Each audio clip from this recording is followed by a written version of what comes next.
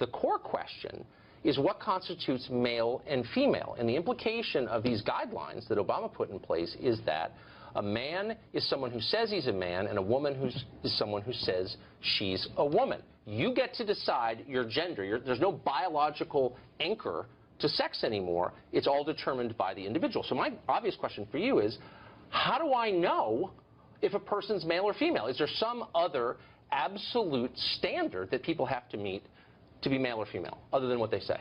One's gender identity is enough to show what gender they are. And so if you're confused about that, I mean, I leave that, you know, to your level of enlightenment and no, it's not about enlightenment. It's not about moral status.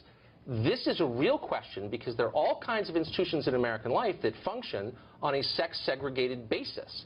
Women's college, sports, both professional and amateur, prisons. And so you're telling me that I can play on a women's sports team when I say I'm a woman.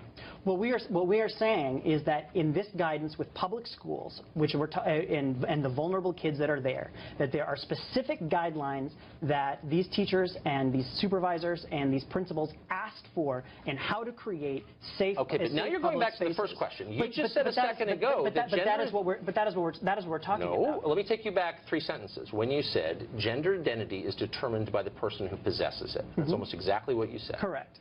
And I'm saying there are massive implications of this that everyone is either too dumb or too embarrassed to explore, but let's do so now. If your sex is what you say it is, then what prevents me from playing on a women's field hockey team? What prevents me from getting convicted of a felony and demanding to go to a women's prison? And it's a real question. It's not a real question. Why is it not a real question? It's not a real question because it is pretty absurd, and there are no other examples. Because why? Because there are no examples of this. What do you mean?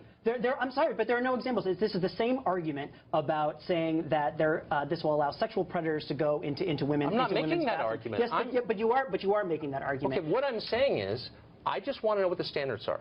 I'm not actually making any claims. I'm merely asking a question, and I want you to answer. Yes, the standards are Is there a scientific standard? Because when you deal with questions of biology, that is a species of science. So what's the scientific standard? I'm a scientist. I want to know if you're a man or a woman. How do I find out? Look, these are discussions that I encourage you to have with someone who is transgender, and they can come and talk to you about. I don't need that to speak to a I can speak to you because you think about this stuff for a living. So it's a very simple question. Yes. I want to know if you're a man or a woman. I'm a scientist. How do I find out? Your gender identity determines your gender, period. Okay. So should someone who looks like me, I look like a man, you think I was a man, I say I'm a woman, and I demand to play in a women's sports team, I demand to go to women's college, I demand a small business administration loan for women-owned businesses. That's a real thing. That's $1 billion question, for real. Can you turn me down if I say I'm a woman? The question that is on the table right now is about Title IX. Let's not and about guidance. No, but you want to go off on Title IX applies. It's not a tangent. Title IX applies and was created around the question of women's sports.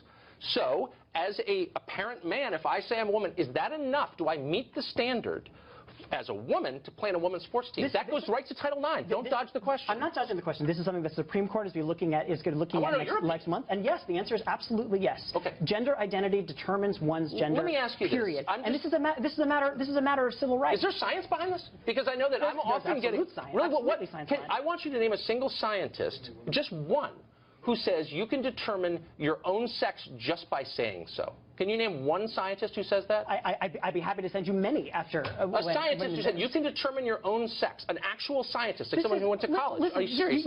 You clearly have some issues around this. It's not an issue at all. I have questions that you can't answer.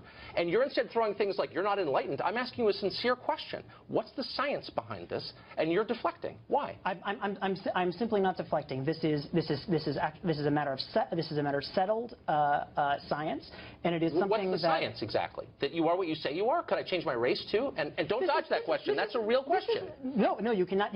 Why? Why can't I change my race, but I can change my sex? What's the difference? It is not about changing. It is not about changing. Well, why isn't it? This is about inherently who people are. Really? What if I say I'm inherently of another race? Who are you to say I'm not?